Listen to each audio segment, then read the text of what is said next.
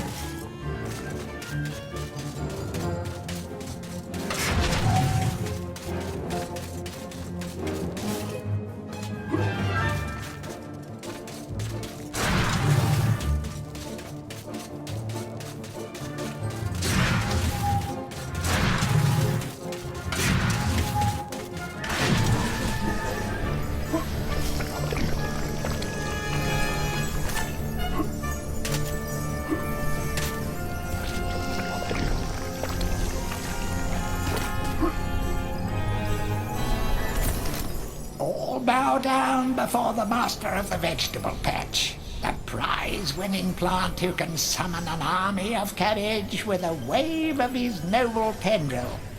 He's delicious, he's nutritious, he's Zarok's secret recipe. He's the Pumpkin King.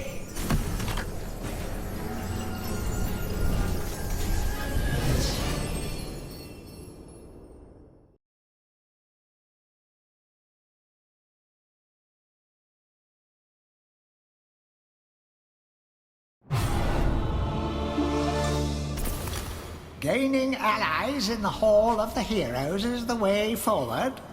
Hack, choppity chop, off with a few zombies' heads, and it thinks it can redeem itself in battle.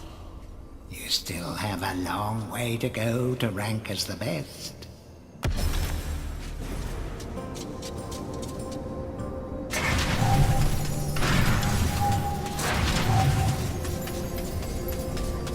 By God, Fortescue, you must be the luckiest corpse ever to walk the face of the earth. I have something here I can lend to you.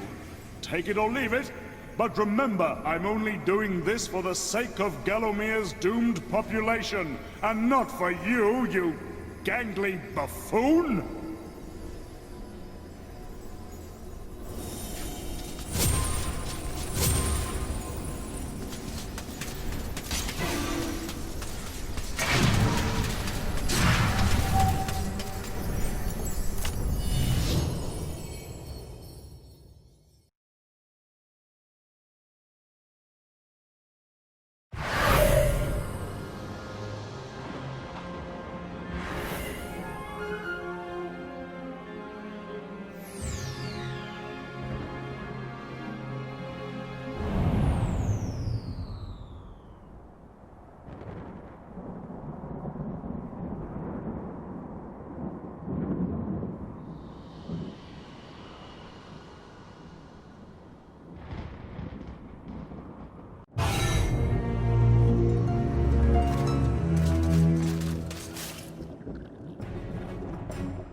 The King Pumpkin sleeps. If you want an audience with this regal plant, you should mash all of his pod sacks.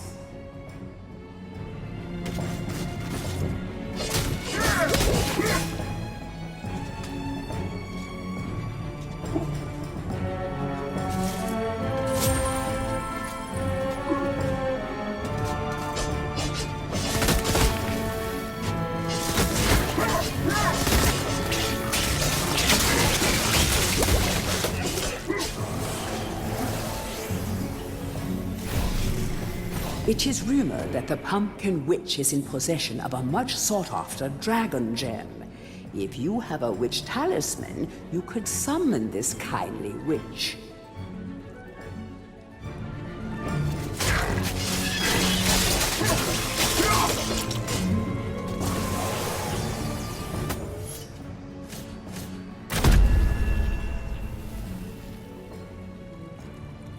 Greetings, kind sir. I am the Pumpkin Witch.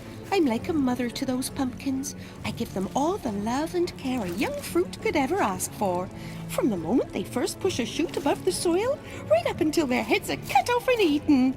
And look, see how they repay me, running around and causing mischief. That nasty old big pumpkin has a bad influence on the young seedlings. If you teach him a lesson in manners, I might give you a nice present.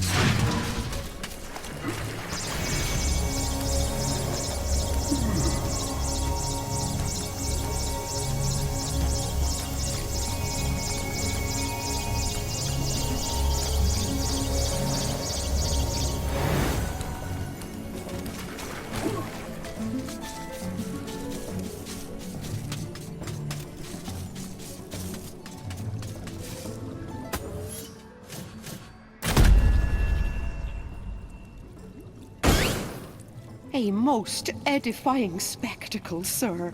Man and vegetable in a magnificent duel to the death. Oh, I've come over all of a doodah. Here, have this lovely dragon gem as your reward. Oh, lovely, majestic creatures dragons are.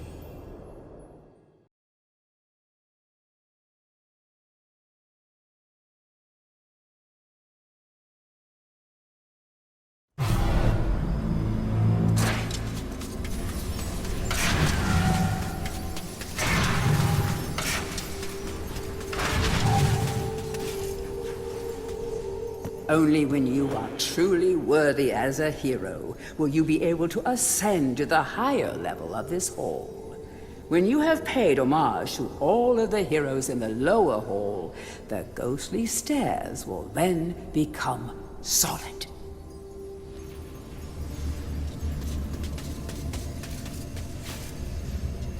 Dan.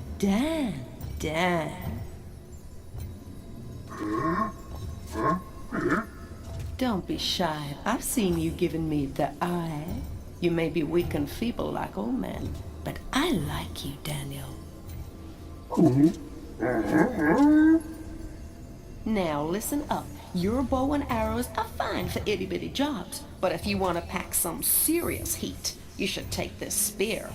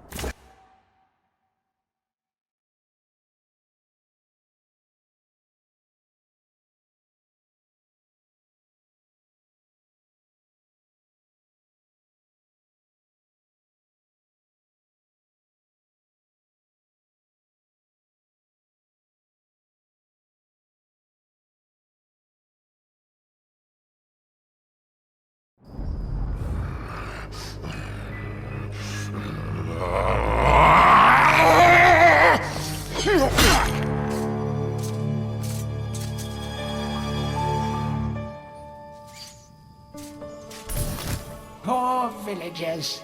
The master possesses them. It mustn't hurt them. Hurt guards, though. They seek out an object of great power.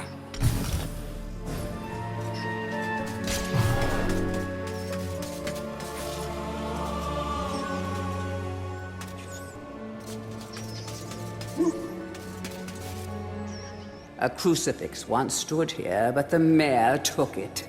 Find a replacement and see how the church should really look.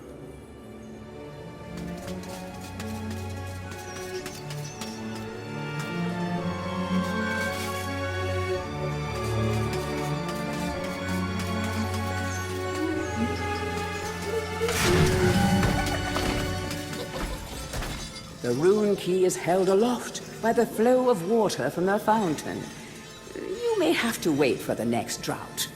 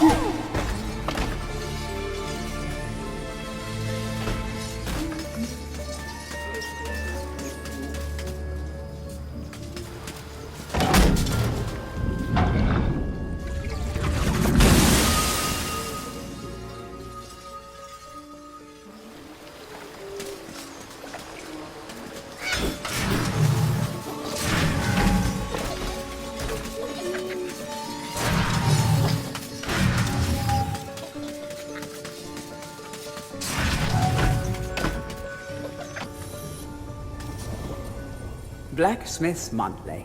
Old man Willie Green of Gallowstown was awarded Smithy of the Season by our readers. His outstanding casts have produced many intricate and hard-wearing iron goods and sculptures.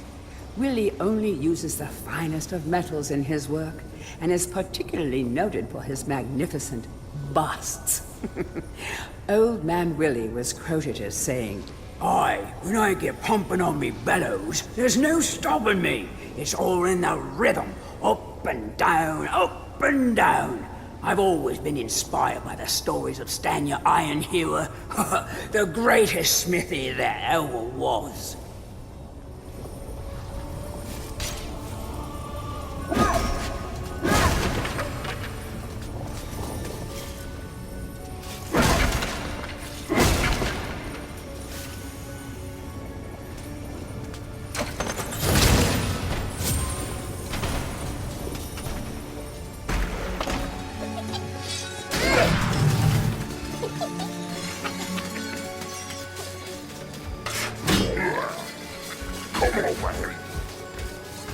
I see you! Did ya?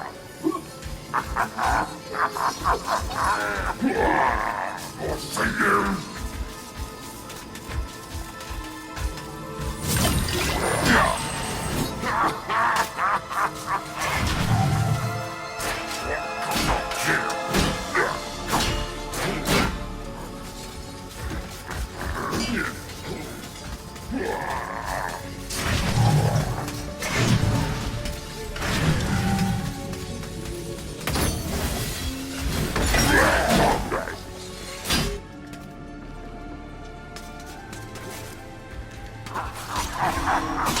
History of Gallowmere, Volume 1.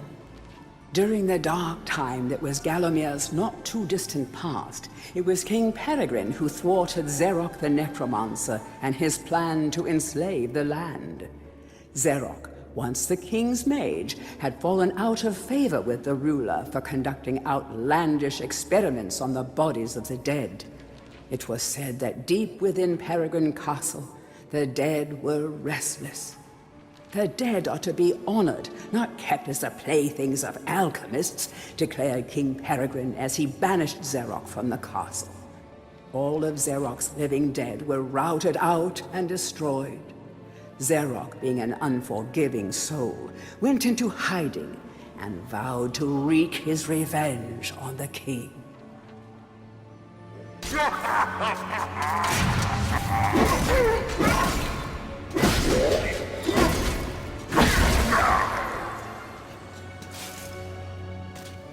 History of Gallowmere, Volume 2. Rumors of ill-doing and dark deeds abounded through the land of Gallowmere. It was whispered that Zarok had employed the aid of shadowy demons to help build a vast castle. Under the cover of night, Zarok's dark army spilled forth from their corrupt haven. The army marched south across the Silver Mountains and through the Silver Woods. Soon afterwards, even the Pumpkin Lands belonged to Zarok. The folk of Gallows Town cried out for help. "Save us, good King Peregrine." Retaliation was swift and violent.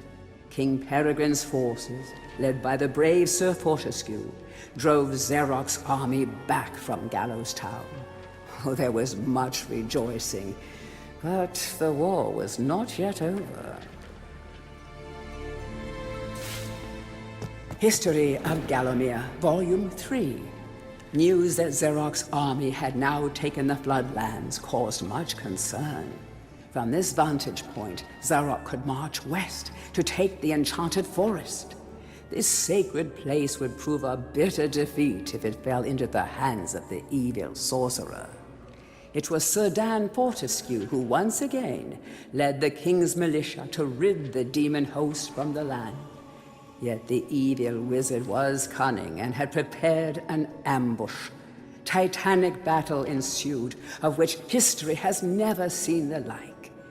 It is said that the day would have gone to Zarok, but for the skill and valor of one man.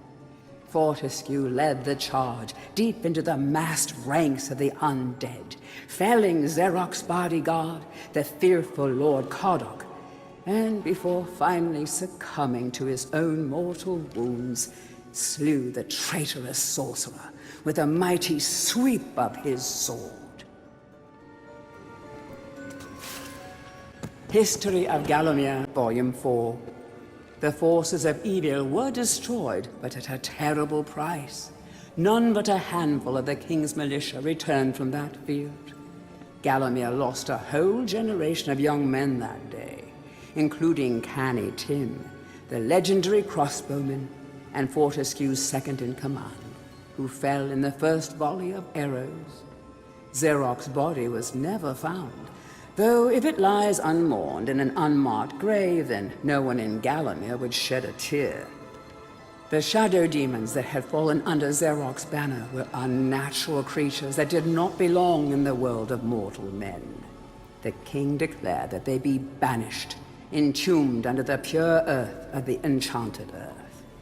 Imprisoned within an impregnable box of the king's design, the demons were buried deep underground.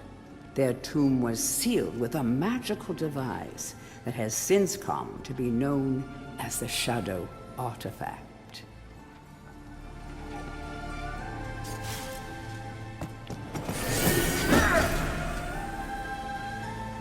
Heroes from History, a retrospective.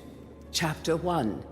In addition to being the strongest man who ever lived, Stanyer Ironhewer was unsurpassed in his skill as a blacksmith.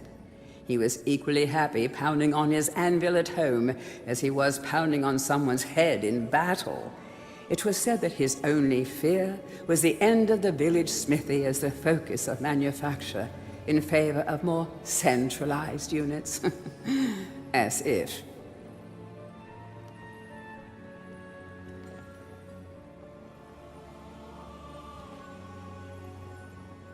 Chapter 2. Born a humble peasant to one of the nomadic tribes from the Eastlands, Bloodmanoth Skullcleaver gathered an army of horsemen and swept over half the civilized world. When he finally died, attempting a single-handed attack on a garrison in the north while armed only with a spike on his helmet, he was the richest and most powerful peasant of his day.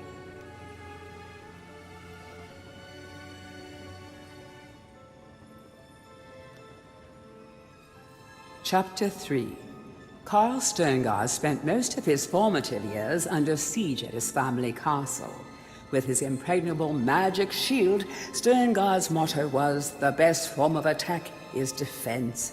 Sadly, his shield couldn't protect him against poor eating habits, and he died during a post-battle feast while swallowing a large sausage he had failed to chew.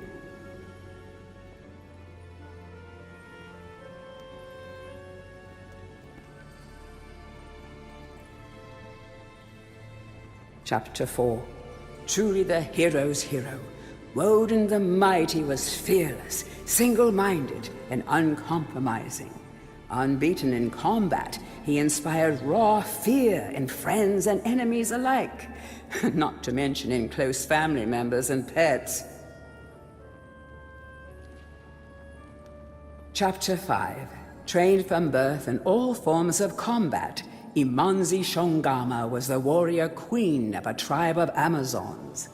The bold and the beautiful Shongama banished all males from her territory, except the handful she kept on to mow the lawns of her people. Chapter 6. A full-time mother and homemaker, Megwin Stormbinder had to defend her settlement from barbarian raiders while the menfolk were away on a hunting trip. She fought off repeated attacks, armed only with a pitchfork and a rolling pin, and with one arm holding her baby. Legend has it that the gods, impressed by her indomitable courage, intervened and added thunderbolts to her arsenal.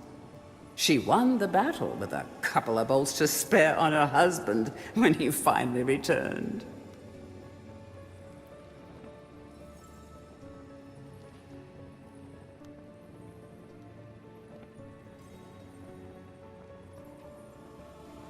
Chapter 7. Dirk Steadfast was a fearsome opponent thanks to his magic sword and a firmly held belief that only women defend themselves. Real men are always on the attack. He was a friend and contemporary of Carl Sterngard, and was with him even to the end. It was whilst Steadfast was explaining his views on Sterngard's shield during a feast that the latter had his tragic and inexplicable accident.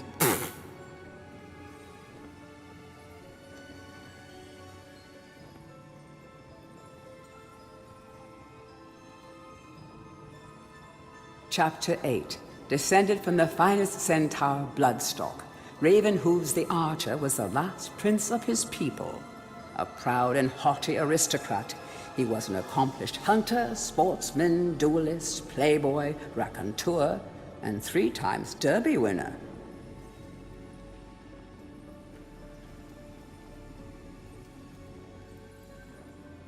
Chapter 9.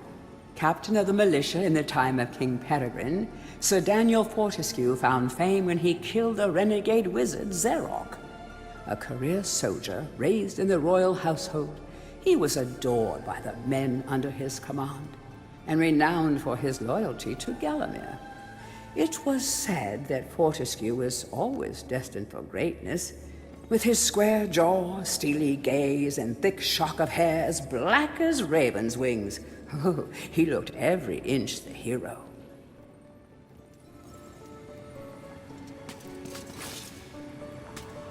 Tourist's Guide to Gallowmere, Part 1. The land of Gallowmere is a wondrous land of breathtaking sights and adventure. If it's beauty you are looking for, be sure to check out the sights of the Enchanted Forest. Scale the heights and see the nests of giant dragon birds. Seek out weird and wonderful plant life. Go ooh and ah at the sight of baby dragon toads splashing about in the crystal clear ponds. Why not take a walk through the Pumpkin Valley? Pumpkin is Gallowmere's favorite dish, and about now the valley is just bulging under the weight of young podlings awaiting harvest.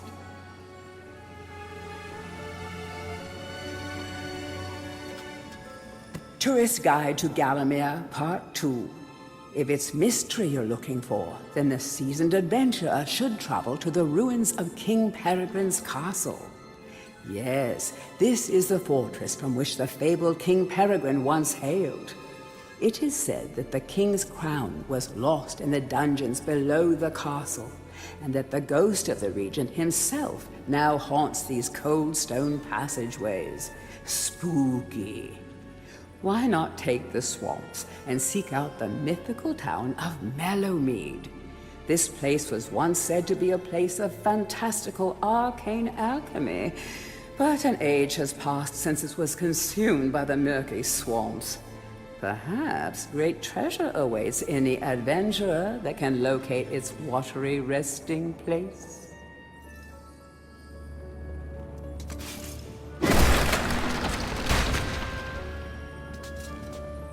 To whom it may concern, I must make haste, for Xerox men will be here within the hour.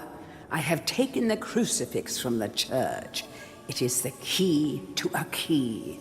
I used the cross to make the attached cast. Then I had it destroyed. It is my hope that this cast falls into the hands of a just and good hero. Signed, the town mayor.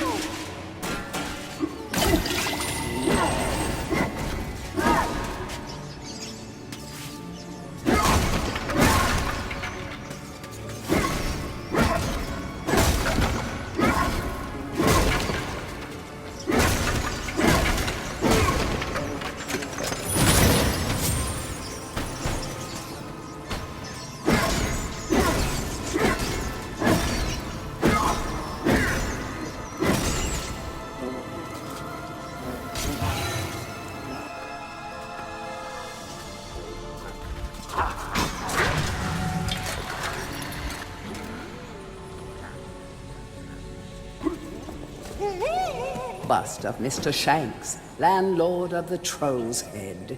To clean the statue, lower the pedestal.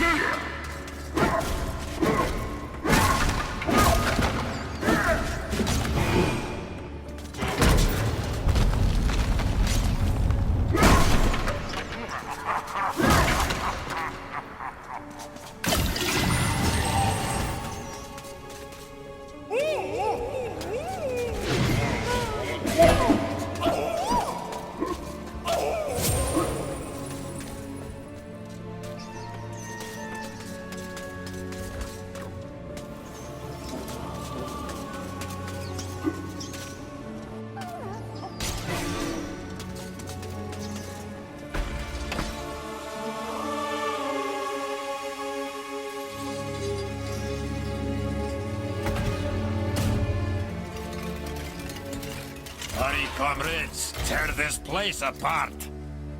If we don't find the shadow artifact, Lord Zarek will have us mocking out the demons for the next millennium.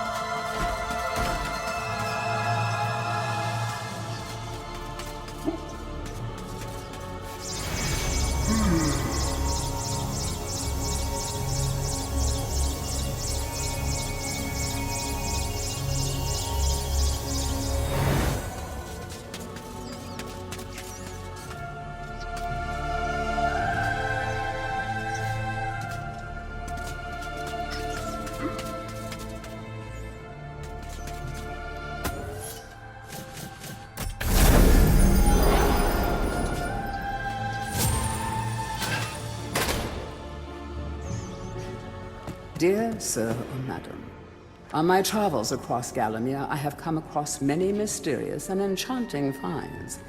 However, that which filled me with deepest dread was discovery of the tomb of the Shadow Demons. The key to their dank prison, the mysterious Shadow Artifact, is now in my possession. Yours fearfully, the Town Mayor.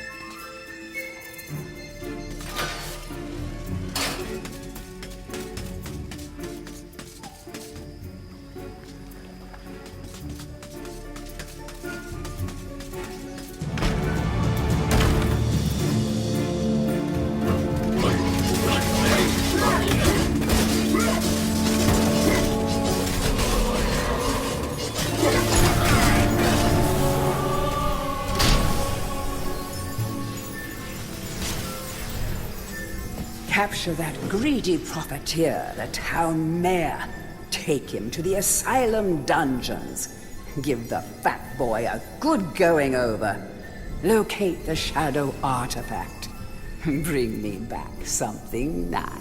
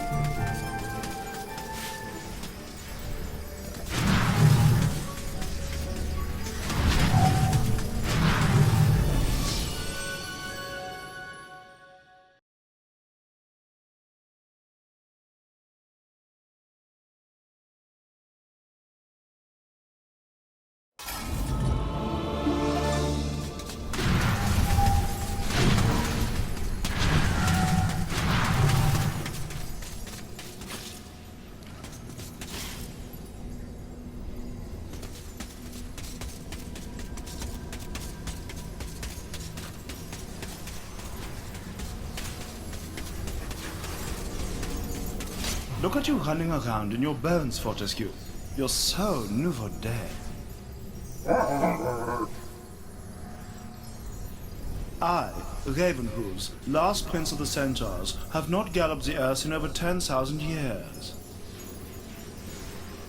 Do yourself a favor, Fortescue. Take my longbow. More powerful than a crossbow. The option of flaming arrows, it is truly the weapon of noblemen. Congratulations! You don't quite have my breeding, Mr. Johnny-come-lately, but there's hope for you yet.